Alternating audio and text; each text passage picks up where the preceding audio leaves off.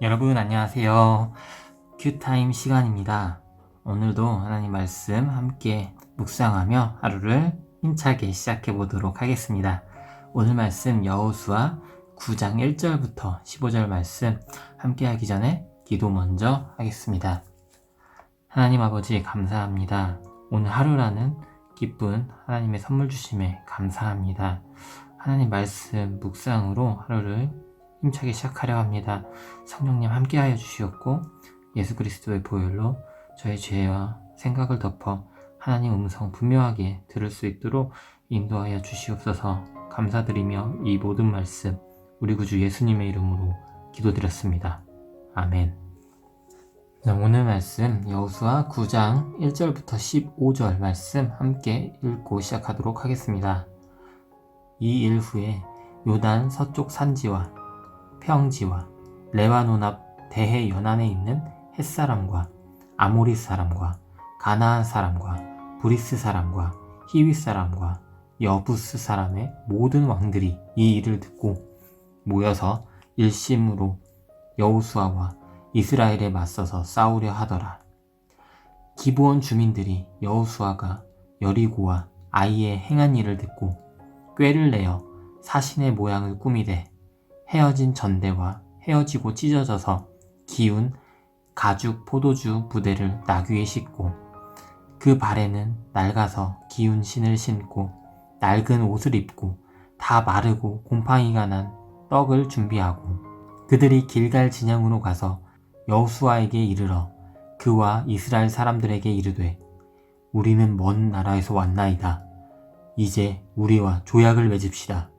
하니 이스라엘 사람들이 히윗 사람에게 이르되 너희가 우리 가운데에 거주하는 듯하니 우리가 어떻게 너희와 조약을 맺을 수 있으랴 하나 그들이 여호수아에게 이르되 우리는 당신들의 종이인이다 하매 여호수아가 그들에게 묻되 너희는 누구며 어디서 왔느냐 하니 그들이 여호수아에게 대답하되 종들은 당신의 하나님 여호와의 이름으로 말미암아 심히 먼 나라에서 왔사오니 이는 우리가 그의 소문과 그가 애굽에서 행하신 모든 일을 들으며 또 그가 요단 동쪽에 있는 아모리 사람의 두 왕들 곧 헤스본 왕 시혼과 아스다롯에 있는 바산 왕 옥에게 행하신 모든 일을 들었음이이다.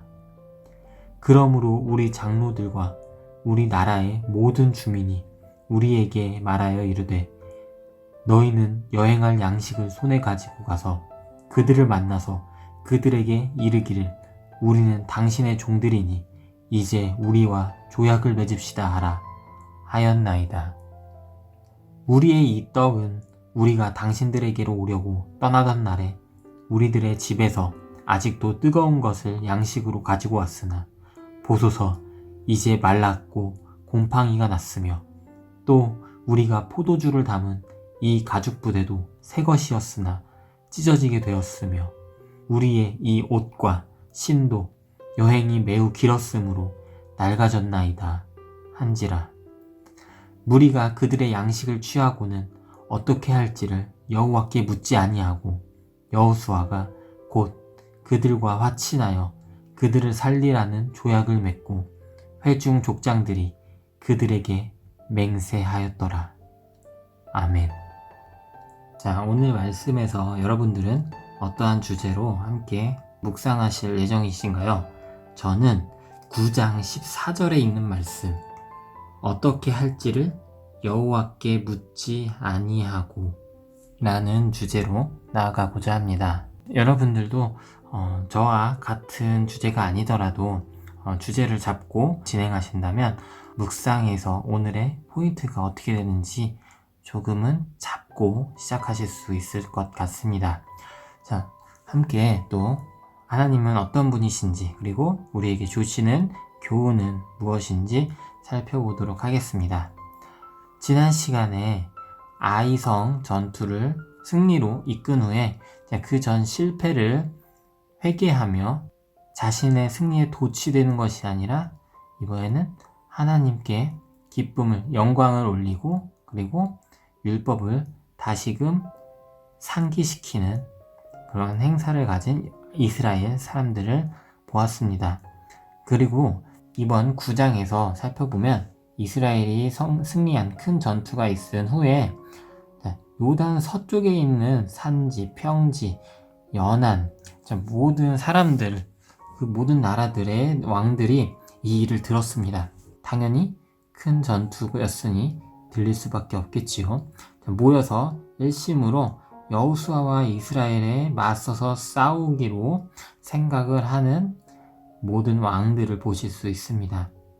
그런데 3절부터 기브온 사람들은 생각이 달랐습니다. 똑같은 이야기를 들었는데, 여리고와 아이의 행한 일을 똑같이 들었는데 기브온 사람들은 맞서서 싸우려 하는 것이 아니라 꾀를 내어서 사신들을 꾸밉니다.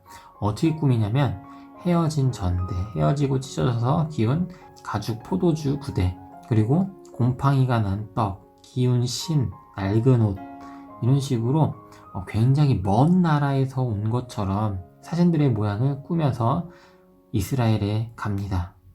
그리고서 이스라엘 사람들에게 도착하여서 이르되, 우리는 가까운 나라가 아니라 먼 나라에서 왔습니다. 가나안 사람이 아닙니다. 당신들이 정복해야 할 나라가 아닙니다. 그러니 이제 우리와 조약을 맺읍시다 라고 합니다. 그런데 이스라엘 사람들은 아무래도 의심이 가겠죠. 히윗 사람에게 말합니다. 너희가 이 근처에 있는 사람들인 듯한데 우리가 어떻게 너희들하고 조약을 맺을 수 있겠니? 우리는 하나님께서 이 가나안을 다 정복해서 하나님을 널리 전파하라고 사명을 받은 사람들이니 맺을 수 없다라고 이야기합니다. 그러자 기브온 사람 그 사신들은 여호수아에게 말합니다. 그렇지 않습니다. 우리는 당신의 종들입니다. 그러자 여호수아가 당신들은 누구며 어디서 왔느냐 정확하게 대라 라고 이야기하니 기브온 사람들이 대답하기로는 당신의 하나님 여호와의 이름으로 말미암아 심히 먼 나라에서 왔습니다. 왜냐하면 우리가 여호와의 소문과 여호와가 애굽에서 행하신 모든 일을 들었습니다. 그리고 여호와가 요단 동쪽에 있는 아모리 사람 두 왕들에게 행하신 모든 일을 들었습니다. 그러므로 우리 장로들과 우리나라 모든 주민이 우리 사신들에게 말했습니다. 가서 이스라엘 사람들을 만나서 이스라엘 사람들에게 우리는 당신의 종들이니 이제 우리와 조약을 맺읍시다 라고 일러주어라 라고 이야기해서 이렇게 왔습니다. 우리가 굉장히 먼 나라에서 왔다는 증거는 이 떡이 우리가 출발할 때는 아직도 뜨거운 떡이었으나 새 떡이었으나 지금은 벌써 말랐고 곰팡이가 날 정도로 우리는 멀리서 왔습니다. 우리가 이 포도주 담은 가죽 부대도 새 것이었으나 찢어지게 되었습니다. 우리의 이 옷과 신발도 굉장히 긴 여행으로 인해 낡아졌습니다. 이것 좀 보십시오 라고 이야기합니다. 사실은 꾀를 내어 사신의 모양을 꾸몄던 기브온 사람들이죠.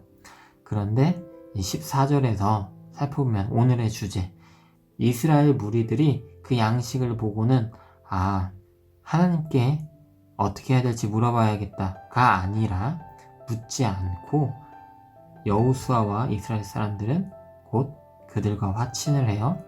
그들을 살리겠다는 조약을 맺어버립니다. 그리고 맹세를 하게 되었습니다.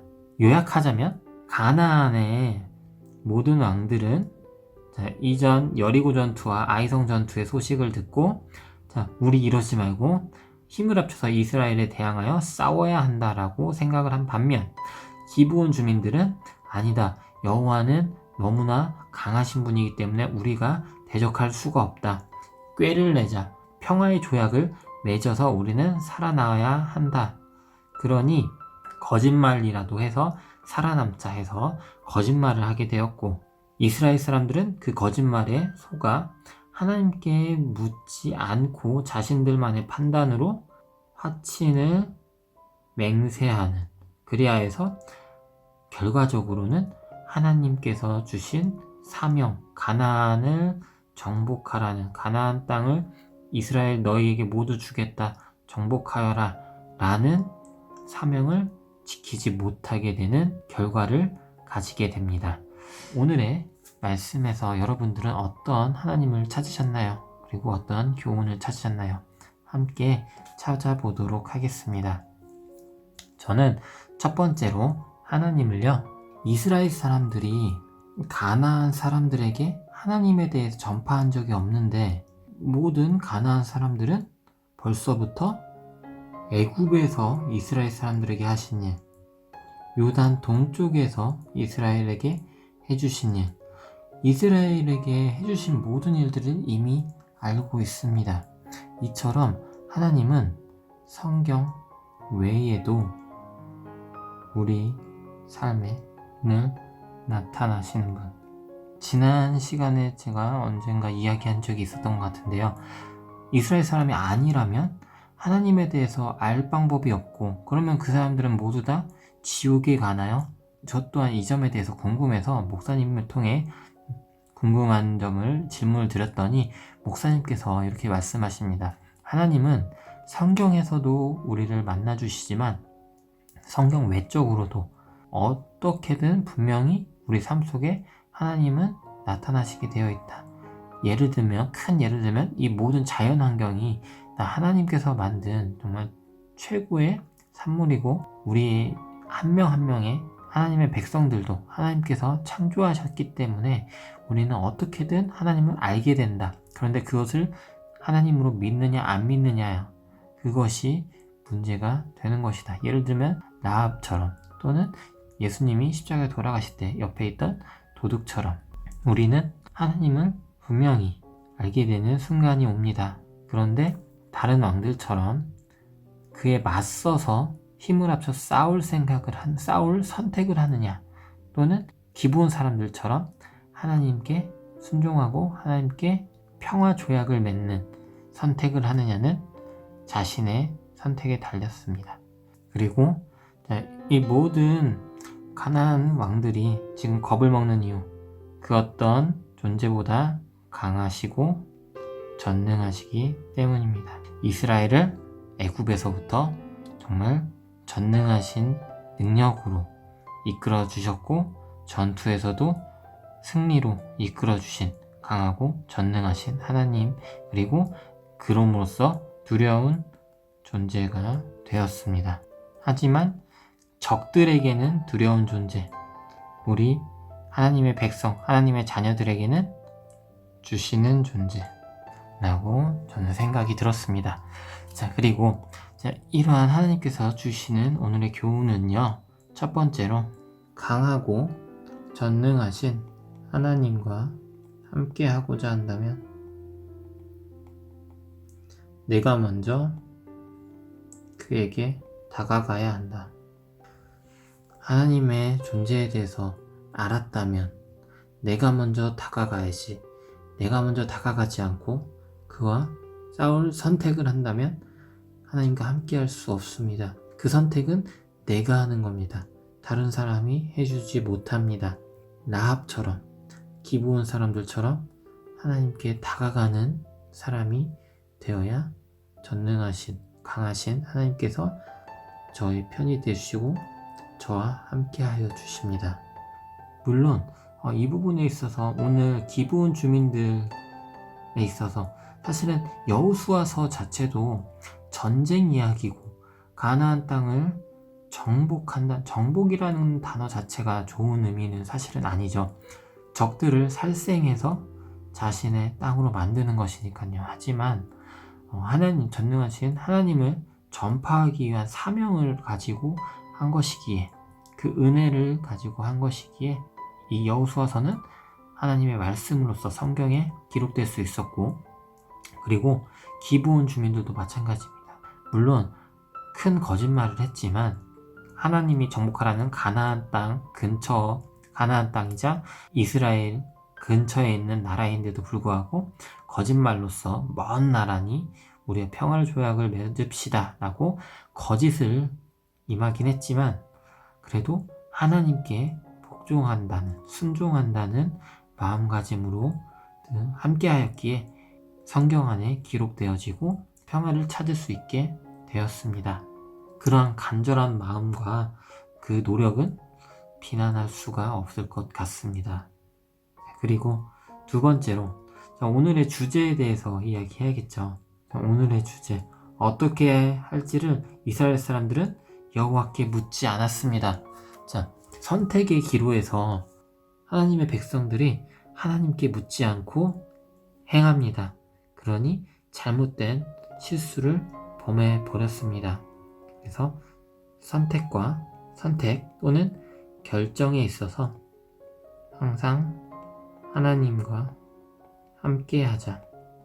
우리가 사는 이유, 크리스찬들은 하나님을 기쁘게 하기 위해, 하나님을 영화롭게 하기 위해 살아갑니다. 하나님께서 우리를 지으신 이유, 뜻, 사명이 있고, 그리고 그것을 하나님은 우리를 통해, 인간을 통해 그 뜻을 행하십니다. 그 사명을 다하는 순간까지 우리는 하나님의 기쁨을 위해 최선을 다해야 합니다. 그런데 그 뜻, 그 사명에 있어서 나 혼자만의 생각으로 임하면 안 되겠죠. 하나님과 함께 선택하고 결정해야 하나님의 기쁨이 되는, 하나님의 뜻에 맞는, 하나님께 사용되는 삶을 살 수가 있을 것입니다. 이렇게 저는 하나님과 교훈을 찾아보았습니다. 성경 외적으로도 우리의 삶에 늘 나타나 주시는 분, 그리고 강하고 전능하시기에 그의 적에게는 두려운 존재, 그와 함께하는 백성에게는 사랑을 주시는 존재가 하나님이십니다. 그리고 저에게 주시는 교훈은, 이렇게 강하고 전능하신 하나님과 함께하고자 한다면, 하나님께 적이 되지 않고자 한다면 내가 먼저 하나님께 다가가야 합니다. 내가 먼저 싸울 생각을 하면 하나님과 함께 하실 수 없습니다. 그리고 모든 나의 삶의 선택과 결정에 있어서 항상 나 혼자만의 생각이 아닌 하나님과 함께 하여야 하나님의 기쁨이 될 수 있는 사명 다함에 쓰임받을 수 있을 거라고 생각이 들었습니다. 이러한 하나님과 교훈을 통해서 저는 오늘 어떤 삶으로 적용을 할 예정이냐면요. 첫 번째로, 저의 오늘 그 어떤 모든 선택에 있어서 모든 선택 앞에서 하나님과 함께하는 연습을 해보겠습니다. 오늘은 연습이니까 정말 사소한 것까지도 한번 해보면 어떨까라는 생각이 듭니다. 예를 들면, 하나님, 오늘 아침밥 뭐 먹을까요? 오늘 점심은 뭘 먹을까요? 오늘 버스를 탈까요? 지하철을 탈까요? 이러한 여러 가지 정말 사소한 것들이라도 이렇게 차근차근 연습을 해나가면서 나중에 정말 큰, 정말 중요한 결정 때 하나님이 먼저 생각이 들 수 있도록 연습하는 것도 오늘 정말 좋을 것 같다라는 생각을 한번 해봅니다.